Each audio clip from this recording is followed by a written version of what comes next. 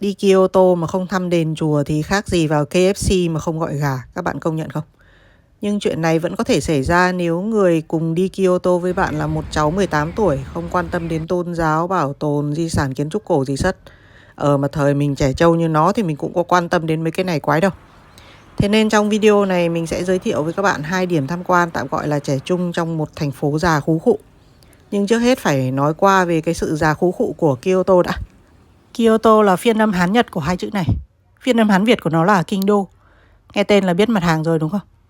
Từ hồi Hà Nội còn là thành Tống Bình, còn nước mình vẫn là An Nam đô hộ phủ thuộc nhà Đường, thì Kyoto đã trở thành kinh đô của nước Nhật thời đó.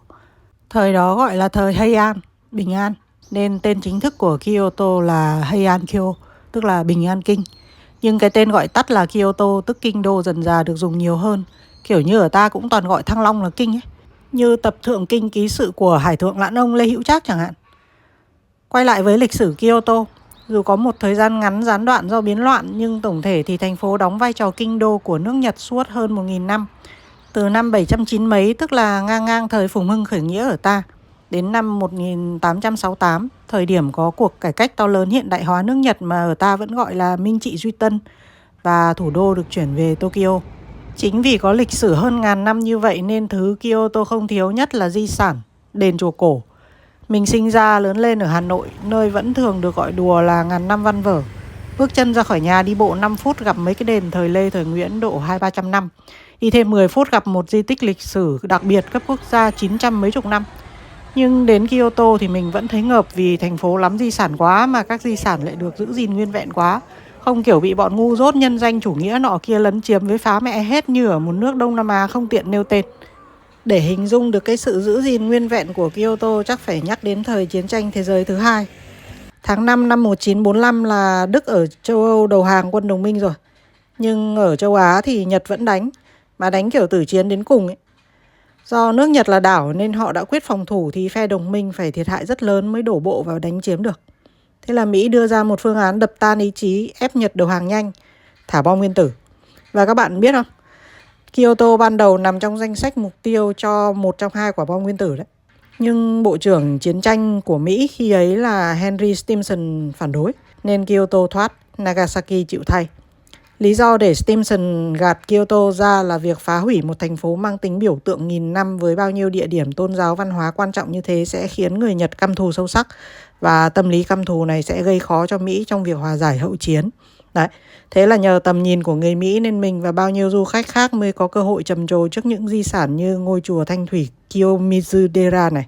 Ấy thế nhưng cái đứa 18 tuổi đang đứng cạnh bạn Totoro này nó chả thấy trầm trồ gì sất đấy. Mình với mẹ nó nói gãy lưỡi, nó vẫn thờ ơ không chịu đi đền chùa nào. Trừ hôm thuê kimono chụp ảnh thì nó lướt qua sân đền Yasaka đứng tạo dáng tí cho mẹ nó chụp ảnh như thế này. Thế nên khi làm lịch trình tham quan Kyoto, mình phải tìm sẵn mấy điểm đến hiện đại hơn để hợp với tuổi cháu nó. Điểm đầu tiên mình nhớ ra cũng là điểm đầu tiên nhiều người phải qua khi đặt chân đến Kyoto, nhưng thường thì không chú ý, đấy là ga Kyoto. Mình đã đi qua nhiều ga lớn ở nhiều nước. Trong nước Nhật thì cũng đi gần đủ các ga lớn của các thành phố chính. Nhưng đến nay ga Kyoto vẫn là công trình ấn tượng nhất với mình. Nó do một kiến trúc sư, giáo sư Đại học Tokyo thiết kế, được khánh thành vào năm 1997. Mới đầu thì bị dân Kyoto biểu tình phản đối rất là ghê vì đã dùng toàn thép với kính còn to đùng ngã ngửa ra, xúc phạm cảnh quan truyền thống của cố đô. Kyoto là thành phố có luật chiều cao công trình nghiêm ngặt nhất ở Nhật. Đại khái nhà cửa không được chắn tầm nhìn để từ trong phố vẫn thấy núi xung quanh. Như khách sạn mình ở lần này nằm trong một phố nhánh gần đường Shijo, chữ Hán là Tứ Điều, dịch ra là đường số 4, tức là đoạn sát lõi đô thị cổ, cách Hoàng cung Kyoto chừng 2,5 cây. Cái vụ xem tên đường biết mình đang ở cách Hoàng cung bao xa này, nếu các bạn muốn biết thêm thì nhắn lại, mình sẽ làm video khác giải thích kỹ hơn nhé. Nói nốt chuyện khách sạn, vì phải tuân thủ quy định, khách sạn mình xây thấp tịt. Họ phải bố trí khu vực sảnh chung với quầy lễ tân ở dưới tầng hầm để dành toàn bộ chiều cao chừng 20 mét của phần nổi cho phòng lưu trú. Thế mà cách đấy có chưa đến 3 km, tức là cách Hoàng Thành khoảng 5 cây. Ông nhà ga cao 70 mét lừng lững xuất hiện, bảo sao không gây tranh cãi. Nhưng tranh cãi gì thì cũng cách đây ngót nghét 30 năm rồi. Giờ ga Kyoto là một địa điểm sống động lý thú, có thể khiến người ta ở lì cả buổi đấy. Riêng đi lên đi xuống chục đợt thang cuốn này cũng hết nửa buổi rồi còn gì. Tất nhiên người ta không thiết kế nhà ga đơn điệu đến nỗi chỉ cho khách đi thang cuốn ngắm mái vòm kính thép. Đến lưng chừng tầm tầng 4 sẽ có chỗ view ra tháp Kyoto với mấy tác phẩm điêu khắc đương đại nhìn rất ăn ảnh như thế này. Lên cao hẳn thì có vườn sân thượng và khu vực tường kính ngắm toàn cảnh thành phố như thế này. Năm 2014 và 2019 mình đều đi vào tầm chiều tối. Ánh sáng thì đẹp nhưng người hơi đông. Nhiều cặp đôi hẹn hò ngồi lâu ấy, vì lên đây ngồi chả mất đồng nào mà. Năm nay mình rút kinh nghiệm đi từ sáng sớm. Thế là vừa quay được cảnh người ta đi mở thang cuốn như thế này. Lên đến trên nóc còn được dạo một mình một vườn. À không phải một mình, có con chim chìa vôi này dạo cùng. Tiếp theo là một điểm rất đáng đi với fan của truyện tranh Nhật. Đó là bảo tàng manga quốc tế Kyoto.